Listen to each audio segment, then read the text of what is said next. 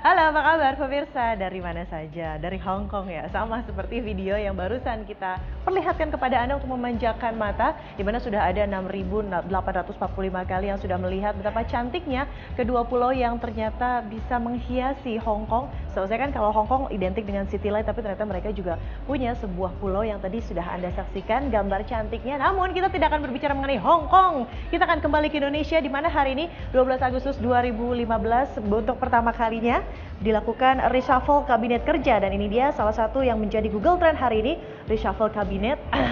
Dan tentunya Thomas Lembong. Ayo ngaku, cari kan tadi soal Thomas Lembong, Google soal Thomas Lembong.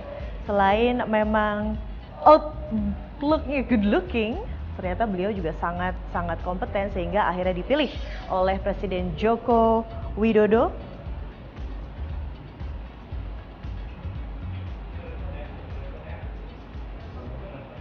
Dan ini dia detik-detik dilantiknya para menteri baru di reshuffle kabinet kerja. Dan kita akan sama-sama lihat respon dari para netizen atas reshuffle kabinet kerja ini. Ini dia, ada Ndoro Kakung. Setelah perombakan kabinet, mari kita pantau reaksi pasar dan tentunya lini masa. Lanjut lagi, ada Wuri Ani. Semoga tim Jokowi yang baru bisa menjalankan pemerintahan dengan lebih baik lagi. Amin, ya robbal alamin. Kita lihat lagi ada beberapa respon netizen buat menteri yang baru, nantinya aku harap bisa menjalankan tugas negara dengan baik dan jadilah pemimpin yang jujur.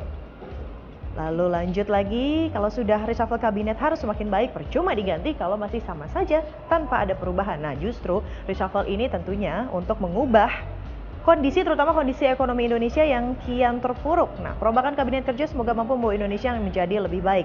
Ini seperti apa ya? Seperti momentum yang tepat begitu jelang ulang tahun Indonesia yang ke-70. Dan kita juga nanti pemirsa sudah saya perlihatkan tadi detik-detik mengenai dilantiknya para menteri. Dan kalau kita lihat bersama, ini Jokowi sepertinya memang menitik beratkan atau memfokuskan perhatiannya untuk mereshuffle menteri di bidang ekonomi. Kita akan sama-sama lihat tayangan berikut ini. Kasakusuk perombakan di kabinet kerja selesai sudah. Presiden Joko Widodo akhirnya merombak sebagian menterinya yang dianggap berkinerja buruk.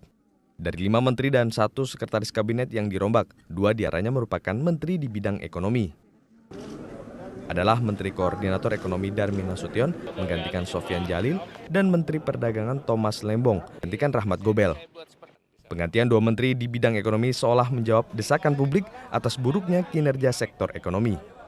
Meski menteri di bidang ekonomi sebelumnya diisi oleh orang yang dianggap mumpuni, beberapa indikator perekonomian seperti kurs rupiah, nilai ekspor, inflasi hingga pertumbuhan ekonomi masih jauh dari target. Ini juga ditambah dari masih rendahnya penyerapan anggaran dan tak kunjung beresnya pembenahan infrastruktur di Kementerian Bidang Ekonomi. Soal salah menyalahkan dengan yang lalu, tapi ini memang posisinya seperti itu. Jadi yang paling penting adalah bukan menyalahkan yang lama, tapi bagaimana merespon. Nah, dalam hal koordinasi tadi saya sudah sebutkan lemah, dalam hal respon juga lemah, karena dari awal juga salah baca. Tapi soal respon ini juga ada kritik terhadap pemerintahan secara keseluruhan. Mereka harusnya membaca secara akurat. Kerisauan Presiden Joko Widodo akibat lambannya kinerja kementerian di bidang ekonomi sebetulnya sudah dikeluhkan sejak lama. Apalagi mantan wali kota Solo itu pernah mengundang sejumlah ekonom ke istana untuk dimintai masukan. Mengakui ada faktor pendorong dari global yang memang tidak bisa kita pungkiri ya, saat ini ada proses pelemahan. Kasakusuk reshuffle sebenarnya muncul saat pemerintah Jokowi JK menginjak usia 6 bulan. Jokowi yang sejak awal ingin roda pemerintahannya melaju dengan gigi 5 meradang oleh lambannya para menteri untuk membenahi perubahan nomenklatur pemerintahan. Tim Liputan, Metro TV.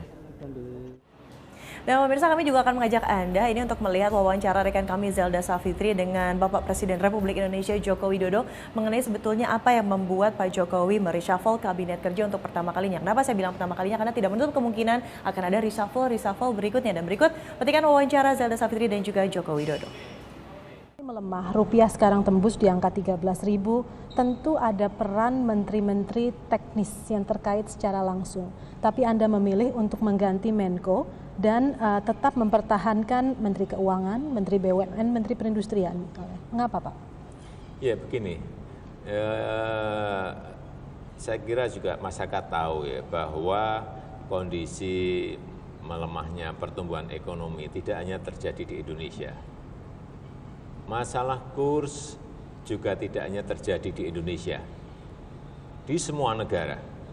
Dan kalau kita bandingkan negara-negara yang lain, ada pelemahan pertumbuhan ekonomi yang sampai 1,5, sampai 1,2, sampai 0,9. Kita ini turun 0,3. Ini patut disyukuri. Oleh sebab itu, kita memerlukan Menko dan menteri-menteri yang tahu betul apa yang harus dilakukan. Misalnya membuat regulasi-regulasi sehingga menarik investasi untuk masuk ke Indonesia. Artinya apa? Kalau ada investasi datang, ada capital inflow, ini akan mempengaruhi pertumbuhan ekonomi kita. Karena tidak mungkin pertumbuhan ekonomi ini hanya ditopang dari belanja APBN atau belanja BUMN atau belanja swasta di dalam negeri, tetapi perlu juga ditunjang oleh arus modal masuk, capital inflow yang datang ke Indonesia.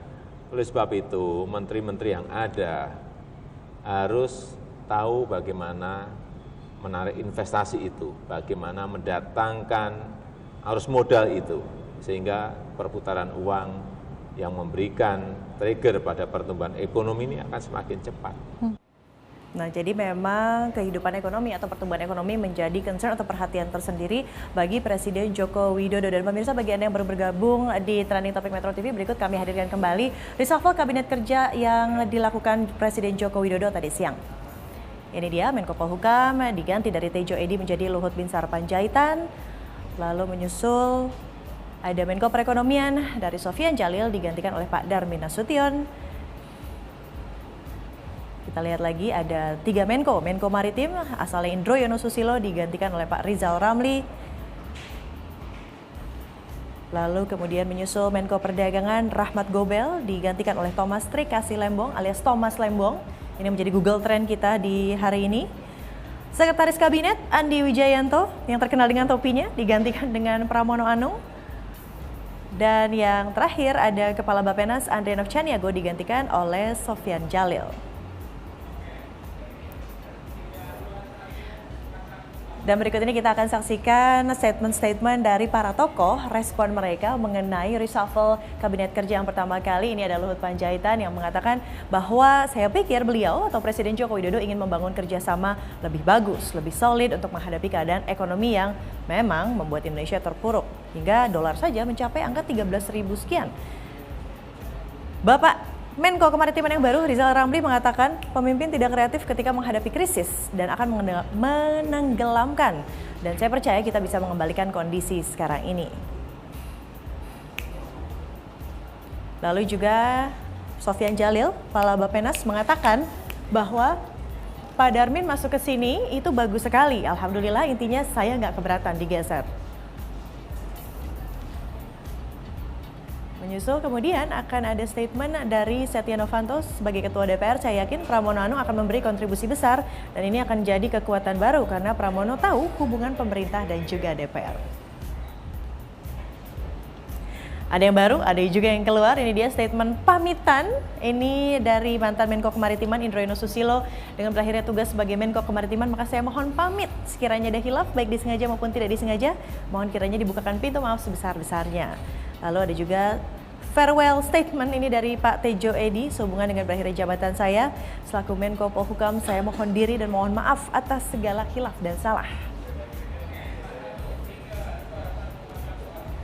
Jadi intinya tentunya untuk menuju Indonesia yang lebih baik, apalagi sesaat lagi tanggal 17 Agustus, hanya beberapa hari lagi Indonesia mencapai usia yang ke-70. Nah, salah satu caranya untuk membangun Indonesia yang lebih baik dengan melakukan reshuffle kabinet. Namun apa kabar 70 tahun Indonesia? Apa yang sudah Anda lakukan untuk Indonesia? Kita akan saksikan selengkapnya mengenai 70 tahun Indonesia selepas jeda pariwara berikut ini.